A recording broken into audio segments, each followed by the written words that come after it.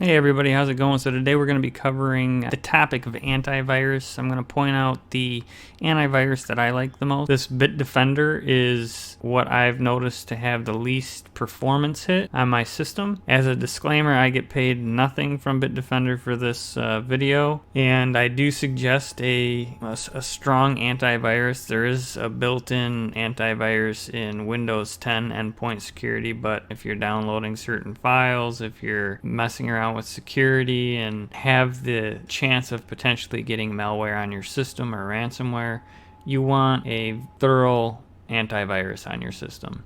The one that I have is this Total Security. This is a 5 devices in 1 year.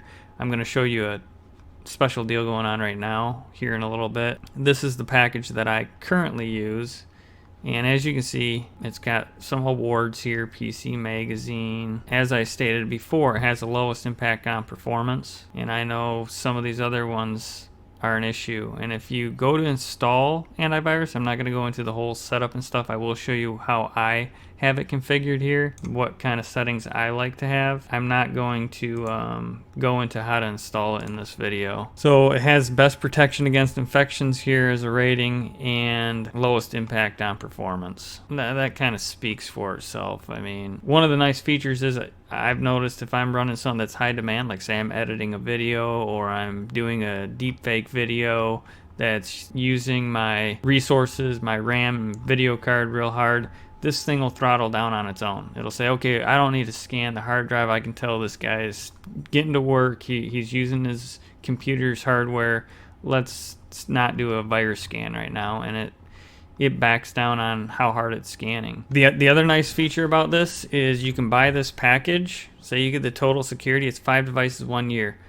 5 devices that we're talking about here, we're talking Windows, Mac OS, iOS, and Android. So you could buy this one and you have it for your Windows system, a Mac if you have that, or your iPhone or your Android. You can put it on all those, all right? And you can manage it from one management area. And the deal that I saw recently that's going on for the next 52 days, let me see if I can pull that up for you. So what we have right here, this deal going on right now, and I'll have a link in the description. Again, I do not get paid for this at all.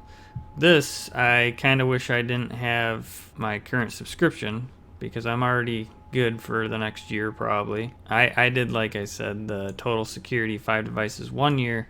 This right here is for the next 52 days. It's only $30 and it's 15 devices for 2 years. I mean, that's $15 a year.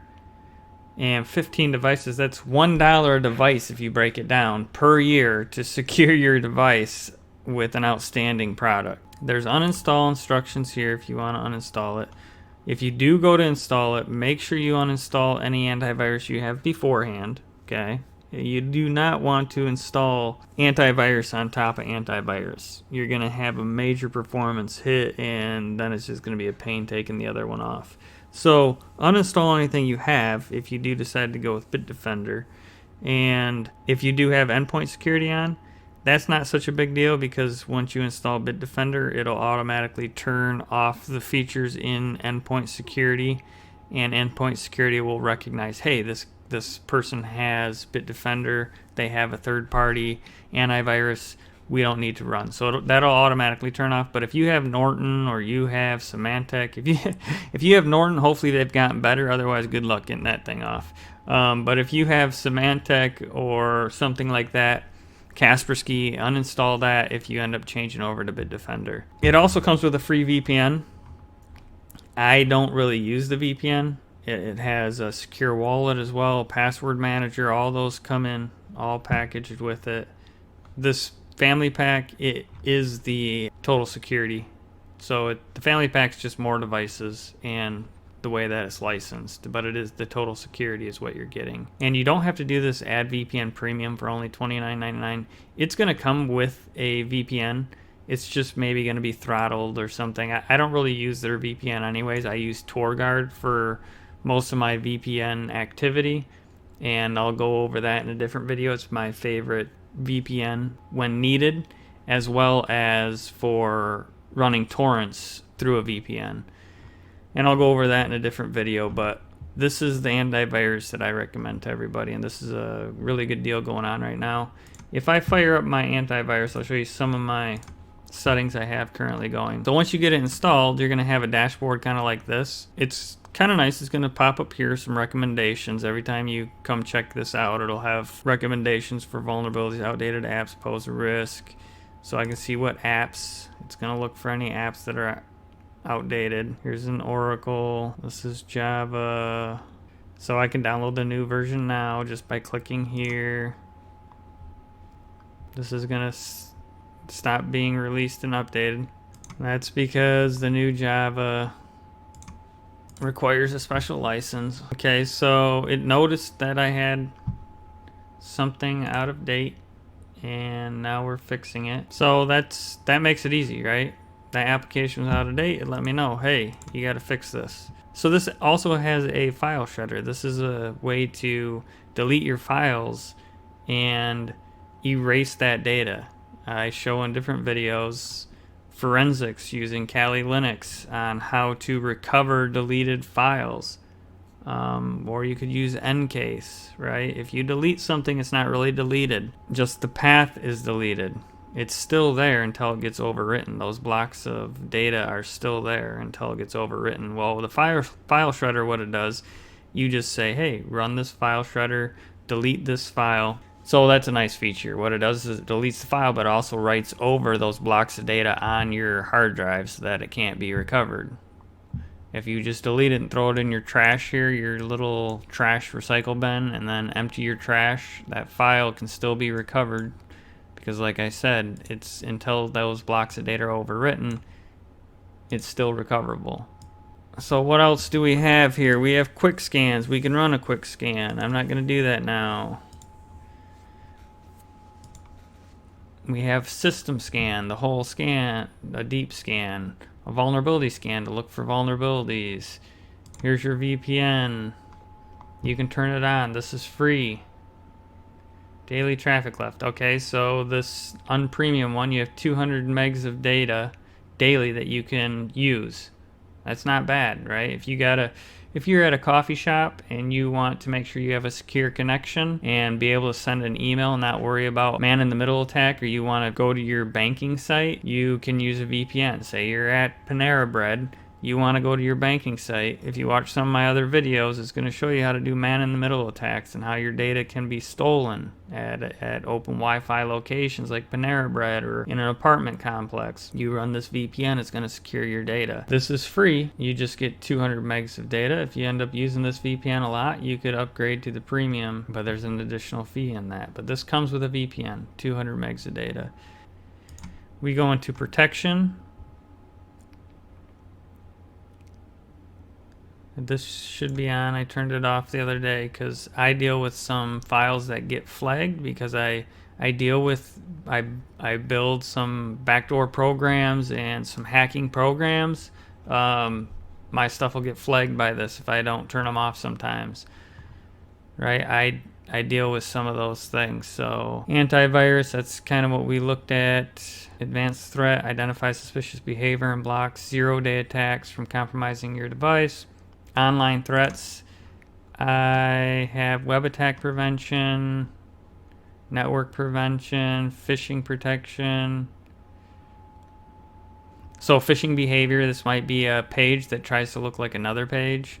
It might be a page that's trying to collect sensitive data. So you might have a page that looks like Amazon and it says sign into your Amazon here, but it knows that it's not Amazon because it's really not Amazon.com. or Amazon.ca, wherever you're from. It knows it's not a legitimate Amazon. Well, it can detect that and say, hey, you're being phished right now. You might have got an email that says, hey, click on this link, please sign into your Amazon account for a free gift card. And you click on that link, this thing's going to catch that and say, hey, this isn't really Amazon. You're about to give your credentials to the site and warn you about it. This has a lot of different nice features, this web protection, so you get that. Now, I haven't set this up for email because I don't have an email client on my system. I just use Gmail or something like that, but you could, if you have an email client like the desktop Gmail client, you could set that up and configure that for email protection so that it scans your email so that you have another layer of security there. Let's see if I put any exceptions. So my Dragon Center was getting flagged. Sometimes you have false positives, but you can add exceptions. So if you see something gets blocked, you can add an exception for it. Protection, what else did we have? Firewall, I keep that firewall on. And I have exceptions in here. So these are exceptions. I have certain things that I've allowed through here. So I just have the firewall on. If I see something get blocked that I really don't want blocked, I can go into the settings here and then add an exception. It'll say that it's blocked and then I can change it and allow it. Is there anything blocked here? No. Probably under my notifications, infected web page detected. So here's some of the things that this protected me against. This was a Dropbox archive, and it was downloading a file for me that was getting flagged as malicious. It was actually one of the bots. If you've watched my bot video, the activity might be flagged because you're creating a bot to do stuff automatic. That's not what a normal user does, but I'm not a normal user, so I went in here and I allowed certain things. Here's a one-click optimizer, so it comes with that. You can optimize your system. You can do this location services so that your laptop or phone is tracked and you can come back and track it. And then privacy, here's a password manager, so it's like LastPass. All right, same idea. You can have a wallet set up and you can add passwords to it, and you can sync it to your other devices, and then if you save a password, it'll be in here. It'll be on the other devices that has this on here. Okay, so when you do SafePay, what it does is it actually creates an environment that doesn't store any of your information. So it's not gonna have, if you go use your browser, sometimes your banking information's there, or if your browser's compromised or it's hooked, you might have that data might be at risk. Well, SafePay is kind of like a sandbox environment, so you can go in there and do your banking and not have to worry about residual cookies and data being saved in the browser, or the browser or any browser extensions having access to that data. So if you have browser extensions running, you don't want them to have access to all the content on your web page if you're on a banking site. So you can launch this for sensitive sites and it'll sandbox that off. What else do we have? This can set it up for your camera. You can choose what applications you want to allow to use your camera. Say you have a program that has a vulnerability and somebody hacks into it, they could access your camera. Well, if you never use that application to use your camera, why even have it on here? Like this Windows Store apps, I don't use my camera there, so I'm going to turn it off. So if something in the Windows Store apps ever gets hacked, it's not going to be able to access my camera. This blocks web trackers from collecting data. I don't have it on Mozilla Firefox, but they're pretty good at not tracking anyways. I have the settings within inside Mozilla to not track me as well. So you can also do this parental advisor, check the activity and location of your child across devices. So you can configure inside the Bitdefender center. So if you don't have access to the computer that has Bitdefender running on it, say you're at work, you could log into Bitdefender Central and you can see the dashboard, you can see what's going on, you can see if there's any risks across your devices. You can go into your parental controls, you can see what kind of activity your kids are doing, how many screen hours that they're doing. If they're going to inappropriate sites, you can set site restrictions on here so that anything popping up with certain mature content, narcotics, don't show up on their device. That helps protect them from that. You can also see what kind of phone contacts they added, and you can track where they're located at here, what kind of applications are on their device. So say you don't want them to have Snapchat, you could block that here. So if you go to install Bitdefender, you go down here and click install. You can share this download link, get on the device you want to protect, download and install Bitdefender Total Security. That's how easy it is. I could share it with my friend, I could share it with my brother even, and he could download it, click it, and it'll install Bitdefender on the device, and then he'd be good to go. I hope this helped you out if you were looking for a good